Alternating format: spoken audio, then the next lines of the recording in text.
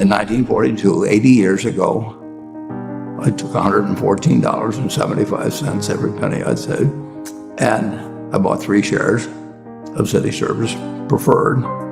And City Service was a pretty well-known name now and then. Warren Buffett, the man with a net worth of over $100 billion, has a story to share. Here's what he did. When I was 11, I picked stocks.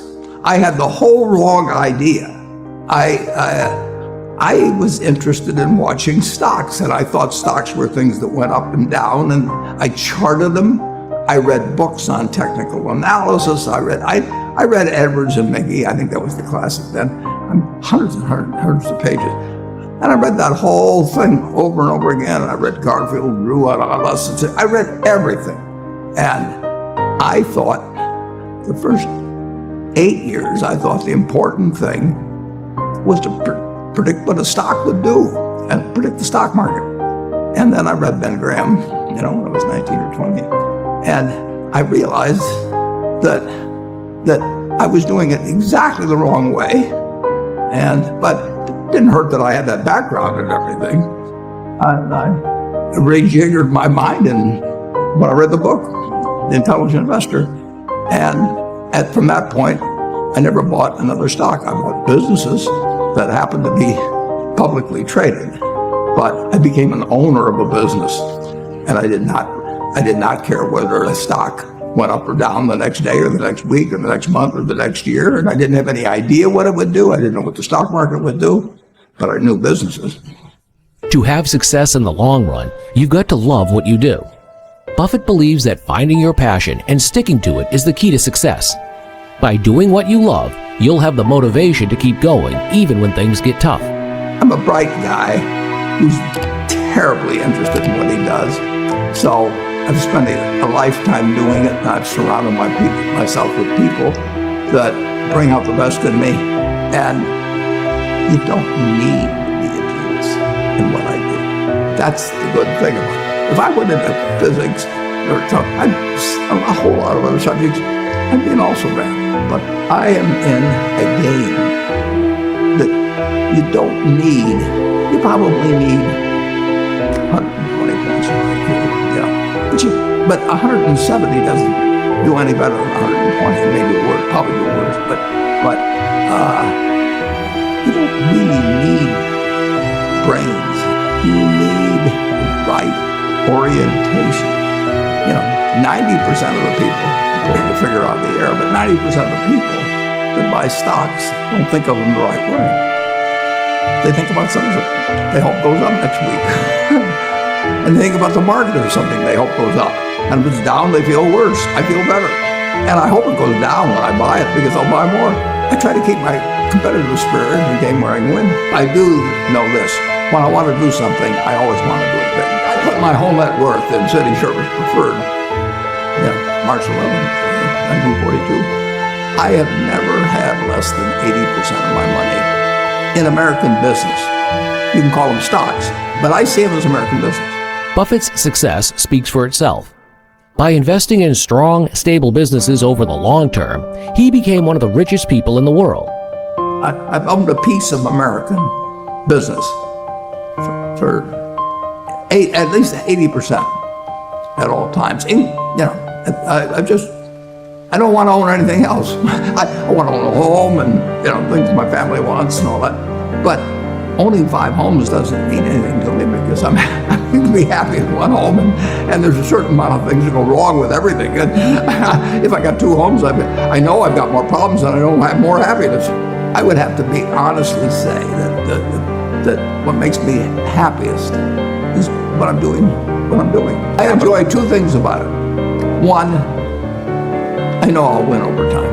That doesn't mean I'll beat everybody else or anything like that, but I'm in a game that's very, very, very easy if you have the right lessons in your mind about what you're buying. I'm not buying stocks. I'm buying pieces of overwhelmingly American business. And I'm happy when that's happy, when I'm doing it. I'm happy when stocks are going down. I'm happier when stocks are going down because I can buy more of them with the same amount of money. I'd be happy if I was a farmer.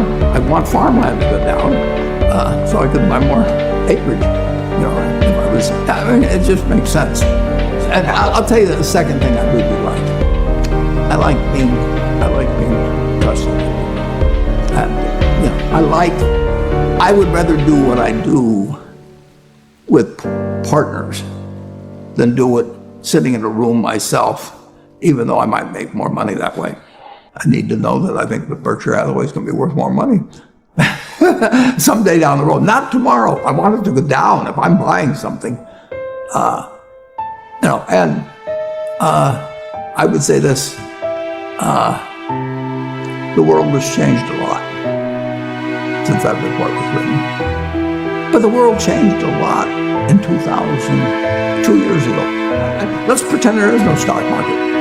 Let's say I had to buy these privately, like you buy a farm privately, like you buy an apartment house privately. They're investments. So you're looking to say, what can I do with money I've saved to put it away so I feel good about getting it back later under any circumstances, but not necessarily on a given moment. But if I have a farm, it's going to take me a while. But people would be so much better if they actually didn't have a stock market in terms of buying businesses. But, and when you're buying businesses, don't call them stocks. When you're buying businesses, when you're buying apartment houses, sometimes when you're buying raw land, all kinds of things. There's times when you get a chance to act and do something really intelligent. They happen once every 10 years, once every 20 years. Depends on what field you're in, where you live, what you know, all of that. But most of the important things, there's a lot of foundational work. The United States economy, and it's very easy to look at the statistics of it. More people, a greater percentage of the American population is wealthy now, or having more income now than they've ever had. And if you look at whether Bank of America would give their average deposit, you just look at the wealth that's out there, and that doesn't mean everybody's wealthy, but it does mean relative to any other period of time, people have more money now. They get mortgages at lower rates than they've ever gotten, so if they want to borrow money. Where the bottom 2% in terms of income in the United States, the bottom 5%, and for sure the top 1%, all live better than John D. Rockefeller was living when I was 6 years old. John D. Rockefeller was the richest man in the world. And today, you can get better medicine, better education, better entertainment, better transportation. You can do everything better than he could. You can, it's astounding. That's in my lifetime. That if you wanted to watch a football game, he still had to go there.